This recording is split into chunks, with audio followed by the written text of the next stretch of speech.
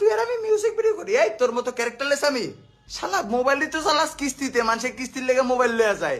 এই যে আমি রাজা, বুঝোস? চাপা মারাইস না অনলাইনে। এই যে তিশা আছে না, ওই যে ভাতা দিয়ে ব্যবসা করে, তার সম্পর্কে কিছু বলি। তো ডিজিটাল কিচেন আপু নামের তো একজনের চিনেন, যে আমাদের সাথে থাকতো, ওই যে তিশাদের সাথে থাকতো, হ্যাঁ, ওই খরাতিদের সাথে সাথে বাদ জোটে না। মানে একটা ছোট্ট একটা স্টোরি বলি সর্বপ্রথম, পরে ঘটনা বলবো। যেদিন আমি ওদের বাসায় বেড়াতে যাবো, ও হচ্ছে ডিজিটাল কিচেনের কাছে খাবার ভিক্ষা চাইছে, যে রাজা মৌসুমে আসবে, আপনি খাবার দেন তাহলে অনেক প্রমোট হবে। ওর তো চিনেনি বাবা কত বড় ক্রিমিনাল, আর নিজের জামাই রে কোনো ভালো মেয়ে বিয়া দিবে না।